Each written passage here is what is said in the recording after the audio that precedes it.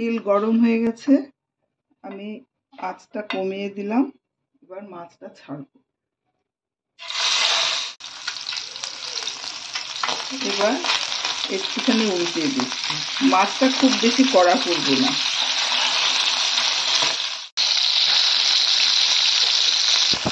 ঢাকা দিয়ে ভাজবো।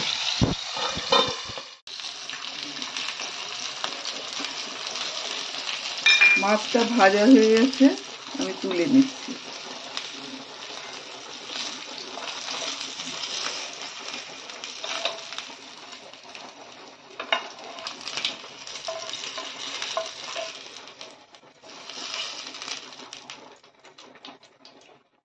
হাফ চামচ কালো জিরে নিয়েছি।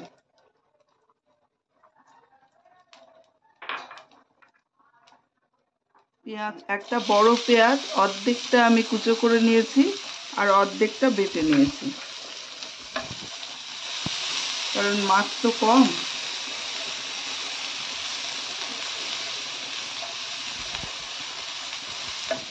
এর মধ্যে দিয়ে দিচ্ছি রসুন বাটা 1 চামচ,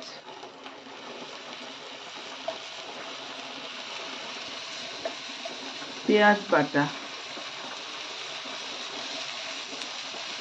আদা বাটা 1 চামচ,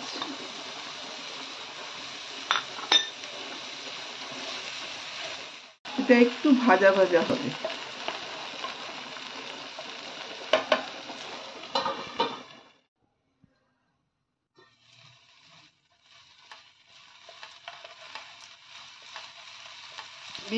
টমেটো, একটা ছোট টমেটো আমি কুচো করে দিয়েছি, সেটা দিয়ে দিলাম।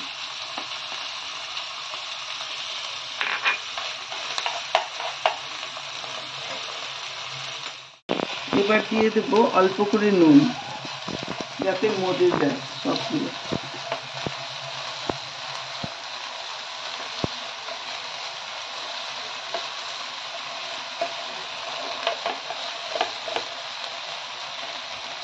ঢাকা দিয়ে 1 মিনিট রাখবো, আঁচটা কমিয়ে দেব।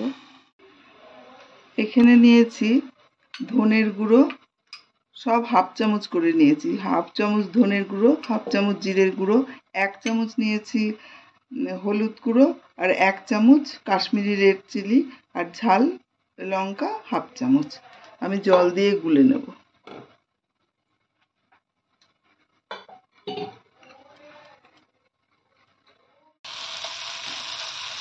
এই মশলাটা ভাজা ভাজা হয়ে গেছে।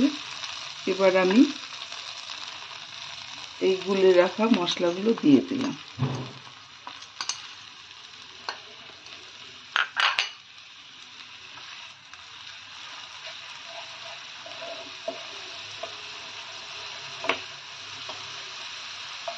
আর 2টো কাঁচা লঙ্কা চেরা দিয়ে দিলাম।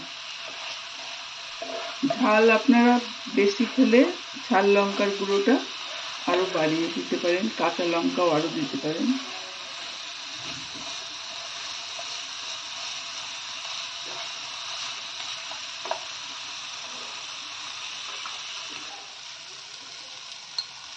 মশলাটা আমি জল দিয়ে ধুয়ে দিয়ে দিলাম।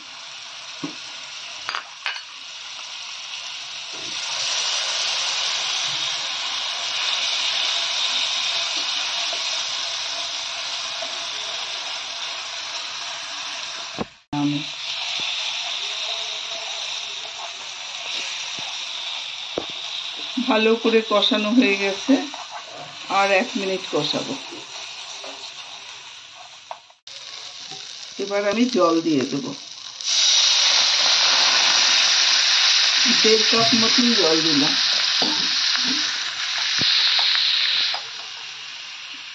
আগেও নুন দেয়া ছিল, দিলাম।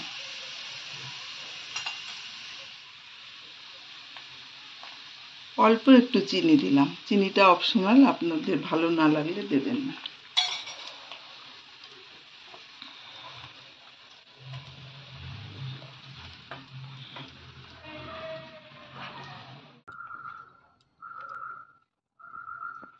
এবার ঝোল ফুটে উঠেছে, মাছগুলো দিয়ে দিচ্ছি। আর মাছটা অল্প ভেজেছি তো, সেই জন্য এখানে কিছুক্ষণ ফুটতে দেবো আর কি। মাছটা যাতে কাঁচা না থাকে।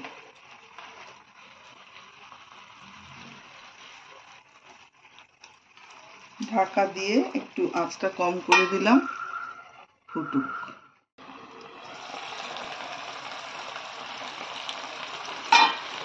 এবার গ্যাসটা অফ করে দিলাম আর অল্প একটু ধনেপাতা ছড়িয়ে দিলাম।